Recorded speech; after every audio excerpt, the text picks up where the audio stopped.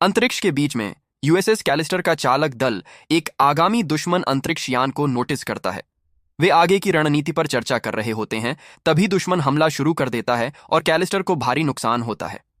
कप्तान डेली अपने चालक दल को गैस क्लस्टर में जहाज ले जाने का आदेश देता है, जहां वे अपनी तोपों को चार्ज कर सकते हैं, भले ही इससे उनके ढाल को खतरा हो। एक बार तोपें चार्ज होने के बाद वे दुश्मन के जहाज पर गोलीबारी करते हैं। फिर डेली दुश्मन जहाज के कप्तान बलदक से संपर्क करता है और उसे पौराणिक क्रिस्टल वापस करने की शर्त पर जाने देने की पेशकश करता है। बलदक इनकार कर देता है तो डेली अपने चालक दल को दुश्मन के जहाज को नष्ट करने के लिए फिर से गोली चलाने का आदेश देता है। सिस्टम बताता है कि बलदक भाग गया है, लेकिन समूह फिर भी अपनी जीत का जश्न मनाता है और डेली चालक दल की 2 महिलाओं को चूम लेता है। हालांकि यह सब वास्तविक नहीं है। यह फंतासी असली डेली की है, जो कैलिस्टर इंक में मुख्य तकनीकी अधिकारी के रूप में काम करता है। कंपनी इन्फिनिटी नामक एक वर्चुअल रियलिटी वीडियो गेम की जिम्मेदार है, जिसे न्यूरोनल इंटरफेस के माध्यम से एक्सेस किया जाता है। डेली ने इस गेम में अपने पसंदीदा शो स्टार फ्लीट का एक निजी स्तर डिजाइन किया है और अपने सहकर्मियों को किरदारों के रूप में इस्तेमाल करता है। चूंकि वे सभी कार्यस्थल पर उसके साथ बुरा व्यवहार करते हैं, डेली सिमुलेशन में उनका बदला लेता है। एक दिन डेली की मुलाकात नई प्रोग्रामर नैनेट से होती है, जो उनके काम की बहुत बड़ी प्रशंसक है। वे थोड़ी देर बातचीत करते हैं, लेकिन कंपनी के सीईओ वॉल्टन द्वारा बाधित हो जाते हैं।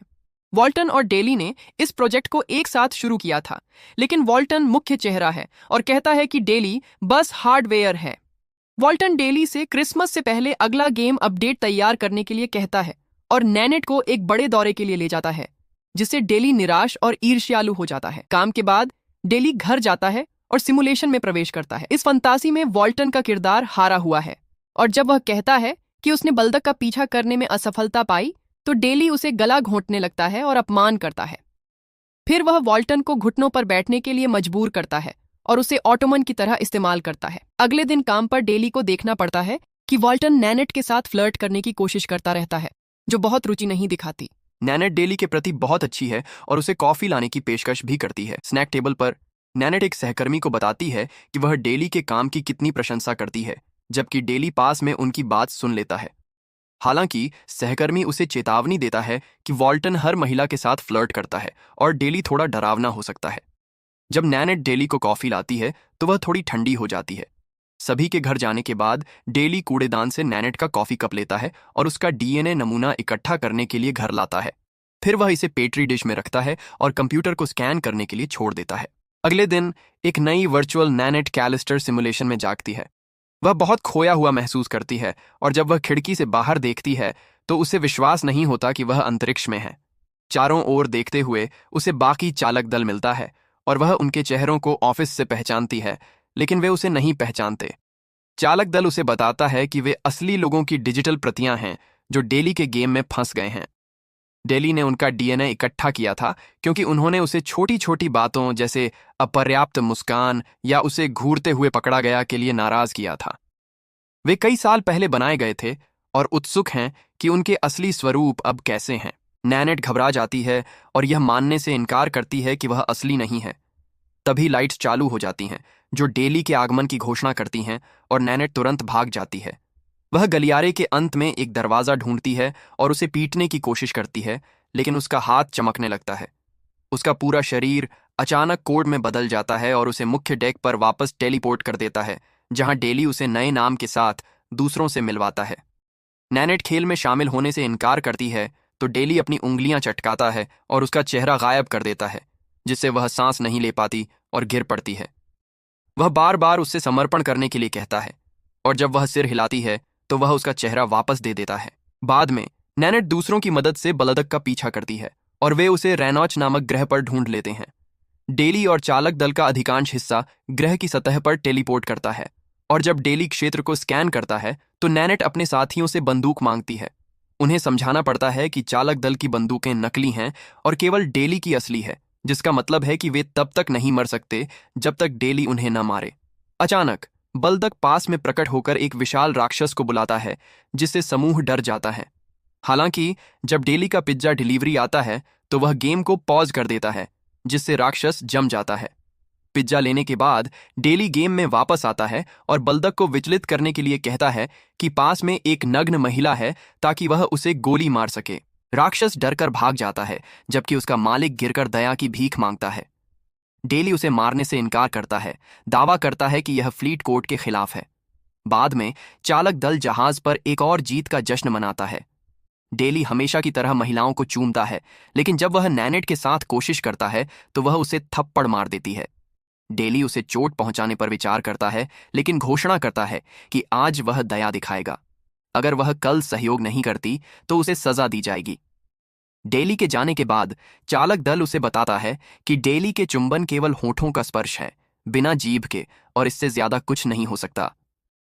पता चलता है कि किसी के पास भी निजी अंग नहीं है, उनके पास गुड़ियों की तरह चिकने ग्रोइन हैं।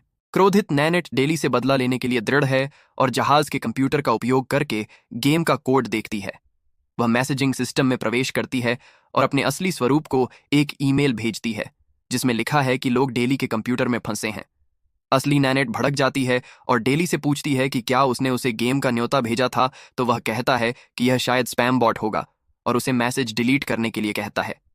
संदेह होने पर डेली ऑफिस कंप्यूटर से लॉग इन करता है। वह सब पर चिल्लाता है तो नैनेट जल्दी से कबूल करती है कि उसने दूसरों को बचाने के लिए ऐसा किया। डेली उसे सजा देने वाला होता है, लेकिन एक अन्य चालक दया की भीख मांगता है क्योंकि वह नई है और नियम सीख रही है। सहमत होने का नाटक करते हुए डेली उस महिला को एक राक्षस में बदल देता है। यह खुलासा करता है कि पहले जिस राक्षस से वे लड़े थे वह भी एक दंडित किरदार थी। वह चालक दल को नए राक्षस को किसी ग्रह पर छोड़ने का आदेश देता है और नैनेट को व्यवहार करने की याद दिलाता है। कुछ समय बाद नैनेट पास में एक वॉर्म होल को नोटिस करती है और देखती है कि यह जहाज के कंप्यूटर को प्रभावित कर रहा है, जिसका मतलब है कि wormhole update patch install कर रहा है। वह बाकी चालक दल को बताने के लिए दौड़ती है कि अगर वे जहाज को वॉर्म होल में ले जाएंगे तो वे इसे नष्ट कर सकते हैं और इस यातना को हमेशा के लिए खत्म कर सकते हैं। नैनेट पहले से ही योजना बना रही है कि अपने असली स्वरूप का ध्यान कैसे आकर्षित करेगी, जबकि पूरा चालक दल मदद करने के लिए सहमत हो जाता है, सिवाय वॉल्टन के। वह डेली से डरता है क्योंकि शुरुआत में जब सिर्फ वे दोनों थे, डेली ने अपने बेटे की एक कॉपी भी लाया था। डेली ने वॉल्टन को अपने बच्चे को एयरलॉक में जाते और गहरे अंतरिक्ष में निकाले जाते देखने के लिए मजबूर किया, जहां उसका शरीर जम गया और टकरा हो गया। वॉल्टन जानता है कि अगर वह बगावत करता है तो डेली उन्हें फिर से यातना देने के लिए वापस लाएगा, क्योंकि वह उनके डीएनए को फ्रिज में रखता है। नैनेट वॉल्टन को बताती है कि वे डीएनए भी चुरा लेंगे, जो उसे मदद करने के लिए मना लेता है। अगली बार जब डेली लॉगिन करता है, नैनेट व्यवहार करने का नाटक करती है और कहती है कि पास के ग्रह से एक संकट सिग्नल आ रहा है। वह उसे केवल अपने साथ जाने के लिए भी मनाती है। ग्रह पर पहुंचने के बाद नैनेट अपने कपड़े उतार देती है और डेली को अपने साथ झील में आने के लिए फ्लर्ट करती है। डेली भी अपने कपड़े उतारता है और अपना कंट्रोलर छोड़ देता है, जिसे चालक दल तुरंत जहाज पर वापस टेलीपोर्ट कर देता है। इस कंट्रोलर का उपयोग करके चालक दल नैनेट के क्लाउड अकाउंट को हैक करता है और उसकी निजी तस्वीरें ढूंढता है। वे असली नैनेट को तस्वीरें भेजते हैं और उसे कॉल करके कहते हैं कि अगर वह नहीं चाहती कि उसकी तस्वीरें अनुचित साइट्स पर पोस्ट हों तो उनके निर्देशों का पालन करे। कुछ ही पलों बाद असली नैनेट डेली की बालकनी में चुपके से घुस रही है और इस पते पर पिज्जा ऑर्डर करती है। चालक दल कंट्रोलर को ग्रह पर वापस भेज देता है और डेली को डोरबेल की सूचना मिलती है तो वह गेम को पॉज कर देता है। जब डेली दरवाजा खोलने जाता है, असली नैनेट अपार्टमेंट में घुसकर डीएनए नमूने चुरा लेती है। वह डेली के कंट्रोलर को एक नकली खिलौने से बदल देती है और फिर भाग जाती है। जब डेली फिर से खेलने की कोशिश करता है तो वह गेम से कनेक्ट नहीं कर पाता। चालक दल नैनेट को वापस जहाज पर टेलीपोर्ट करता है और वॉर्महोल की ओर उड़ान शुरू करता है, लेकिन उन्हें अपडेट पूरा होने से पहले जल्दी करना होगा। दुर्भाग्यवश डेली के पास एक अतिरिक्त कंट्रोलर है और जल्द ही वह गेम में वापस आ जाता है। जब उसे पता चलता है कि उसे छोड़ दिया गया है तो वह ग्रह पर संकट सिग्नल की तलाश करता है और उसे एक शटल मिलता है, जिसका उपयोग करके वह अंतरिक्ष में वापस लौटता है। 2 किरदार मारे जाते हैं और तीसरा व्यक्ति दुदानी को क्रेडिट्स देता है, जबकि कहता है कि वह उनकी शिकायत करेगा। हालांकि चालक दल के पास खिलाड़ी टैग नहीं है और उनकी शिकायत नहीं की जा सकती, तो वे तीसरे किरदार को भी गोली मार देते हैं। जब वे जहाज पर लौटते हैं, नैनेट निराश होती है कि खिलाड़ियों के पास ज्यादा क्रेडिट्स नहीं थे, क्योंकि गेम में सब कुछ मोनेटाइजेशन की वजह से बहुत महंगा हो गया है। अगर उन्होंने जल्दी कोई योजना नहीं बनाई तो वे ज्यादा समय तक नहीं टिक पाएंगे। असल दुनिया में नैनेट अभी भी कैलिस्टर इंक में काम कर रही है। डेली मर चुका है और ऑफिस में रोजाना उसका स्मारक देखकर नैनेट को अपराध बोध होता है। गेम के एडमिन इनबॉक्स में खिलाड़ियों की शिकायतों से भरे संदेश हैं, जो बिना टैग वाले लुटेरों के बारे में हैं। लेकिन जब वॉल्टन को इस समस्या की सूचना दी जाती है तो वह इसे नज़रअंदाज कर देता है। एक पत्रकार वॉल्टन का साक्षात्कार लेने आता है और नैनेट सिक्योरिटी कैमरों को हैक करके उनकी बातचीत सुनती है। इस पत्रकार के पास उस व्यक्ति का फुटेज है जिसने डेली को मृत पाया और वह डेली के डेस्क पर डीएनए क्लोनर देख सकता है। वह तकनीक कथित तौर पर प्रतिबंधित है और पत्रकार इसे गेम में लुटेरों और खून की अफवाहों से जोड़ता है, डेली पर डिजिटल क्लोन बनाने का आरोप लगाता है। वॉल्टन सब कुछ नकार देता है और उसे बाहर निकाल देता है।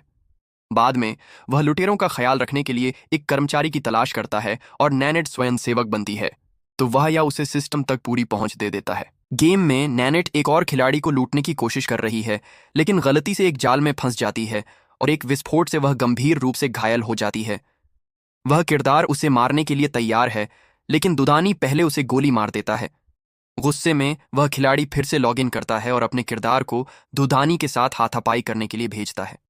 इस बार वह उसे पेड़ पर चाकू से भेद देता है, इससे पहले कि वह और नैनेट उसके क्रेडिट्स लेकर भाग जाएं।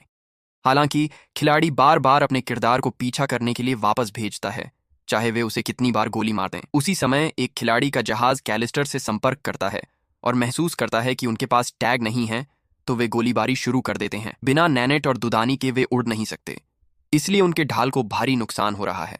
शुक्र है यह जोड़ा आखिरकार पोर्टल तक पहुंच जाता है और अपने हमलावरों से बचने के लिए जल्द ही लूटा गया खिलाड़ी उस घटना का फुटेज कंपनी को भेजता है और नैनेट को अपने चेहरे को देखकर झटका लगता है। वह वॉल्टन से बात करती है और उसे डेली की मौत की रात को हुई हर बात बताती है, जिसमें फ्रिज में उसके बेटे का डीएनए मिलना शामिल है। उसने ब्लैकमेल कॉल को ट्रैक किया और पाया कि यह डेली के कंप्यूटर से आया था, इसलिए वह निष्कर्ष निकालती है कि उनके डिजिटल क्लोन मदद मांग रहे थे। इसका मतलब है कि वे ही गेम में छुट्टे हुए लुटेरे हैं। वॉल्टन ने चुपके से डेली का कंप्यूटर रखा हुआ है और नैनेट को क्लोनों को ढूंढने के लिए इसका इस्तेमाल करने को कहता है। जहाज पर चालक दल इस तरह जीने से थक चुका है और आत्मविलोपन पर विचार कर रहा है। हालांकि नैनेट एक विचार के साथ आती है, उन्हें डेली की तरह एक निजी ब्रह्मांड बनाना चाहिए। इसके लिए उन्हें स्रोत कोड की जरूरत है जो इन्फिनिटी के हार्ट में छिपा है। हार्ट तक पहुंच केवल डेली और वॉल्टन के पास है, लेकिन गेम में दोनों मर चुके हैं। कार्ल कहता है कि उन्हें वॉल्टन के कमरे में सुरागों की जांच करनी चाहिए और चालक दल हैरान है कि एक कमरा भी है। जब जहाज निजी ब्रह्मांड से निकला तो हर जीवित खिलाड़ी के लिए कमरे बन गए, तो अगर वॉल्टन का कमरा है तो इसका मतलब है कि वह जीवित है। वॉर्महोल ने उसे रीसेट कर दिया होगा, लेकिन नए किरदार ग्रहों पर रिस्पॉन करते हैं, जहाजों पर नहीं। चालक दल वॉल्टन के ग्रह का पता लगाता है, जबकि नैनेट असल दुनिया में भी यही कर रही है। इस बीच डिजिटल वॉल्टन अकेले मछली पकड़कर और शिकार करके जीवित रहने की कोशिश कर रहा है। उस पल में नैनेट उसे ढूंढ लेती है और पहले वह रक्षात्मक हो जाता है, लेकिन जब उसे पता चलता है कि वह उसे बचाने आई है तो वह उसे गले लगा लेता है। असली नैनेट और वॉल्टन लॉग इन करते हैं और कुछ चट्टानों के पीछे छिपकर खुद को देखते हैं। नैनेट उनकी मदद करना चाहती है, लेकिन वॉल्टन सभी क्लोनों को गोली मारकर सबूत मिटाना चाहता है। डिजिटल नैनेट को कोई शोर सुनाई देता है और वह चट्टानों पर गोली चलाती है, जिससे दोनों को बाहर आना पड़ता है। कुछ सेकंड बाद चारों जहाज पर लौटते हैं और दोनों नैनेट इस बारे में बहस करती हैं कि क्या करना है। वॉल्टन मौके का फायदा उठाकर बंदूक चुराता है और गोलीबारी शुरू कर देता है। असली नैनेट को नजरअंदाज करता है जब वह कहती है कि क्लोन सिर्फ कोड से ज्यादा हैं। जब बाकी लोग छिपते हैं, कार्ल वॉल्टन से लड़ने की कोशिश करता है, जो तुरंत उसे गोली मार देता है। डिजिटल नैनेट इस मौके का इस्तेमाल करती और वॉल्टन को पीटकर उसके सिर में गोली मार देती है, जिससे उसे लॉग आउट करना पड़ता है। असली नैनेट भी लॉग आउट करती है और वॉल्टन को लात मारकर कंट्रोलर चुरा लेती है ताकि वह गेम में वापस न आ सके। वॉल्टन उसका पीछा करता है और उसे ब्लैकमेल करने की कोशिश करता है, तो नैनेट उससे दूर जाने की कोशिश करती है, लेकिन एक कार की टक्कर से गिर पड़ती है। ड्राइवर की जांच करने से पहले वॉल्टन जल्दी से अपनी चीजें वापस ले लेता है। गेम में डिजिटल वॉल्टन चालक दल को बताता है कि उसका असली समकक्ष नहीं चाहता कि वे हार्ट तक पहुंचें, क्योंकि वे उसका रहस्य जान जाएंगे। एक डिजिटल डेली का क्लोन है जो शुरू से गेम बना रहा है। जब उन्होंने कंपनी बनाई तो वॉल्टन गेम को जल्दी रिलीज करना चाहता था, लेकिन डेली उतनी तेजी से काम नहीं कर सका। वॉल्टन के पास डिजिटल क्लोनर था जो अश्लील फिल्म उद्योग में उसके निवेश के असफल होने के बाद मिला था। उन्होंने इसका इस्तेमाल दूसरा डेली बनाने के लिए किया और उसे हार्ट में छिपा दिया, तो गेम में वास्तव में कोई स्रोत कोड नहीं है, डेली ही गेम का इंजन है। वॉल्टन की इस हरकत को देखकर नैनेट अपने असली स्वरूप के लिए चिंतित हो जाती है और अपनी फोन पर कॉल करती है, लेकिन अस्पताल का एक डॉक्टर फोन उठाता है और उसे बताता है कि असली नैनेट गहरे कोमा में है। फोन रखने के बाद डिजिटल नैनेट चालक दल को हार्ट की ओर उड़ने के लिए कहता है। इस बीच असली वॉल्टन एक कर्मचारी को कॉल करके एक योजना के लिए मदद मांगता है। जब जहाज हार्ट तक पहुंचता है, नैनेट अंदर जाती है और डेली को उसके घर की कॉपी में पाती है। वह अपने पुराने स्वरूप में है, क्रूर से ज्यादा संयमित।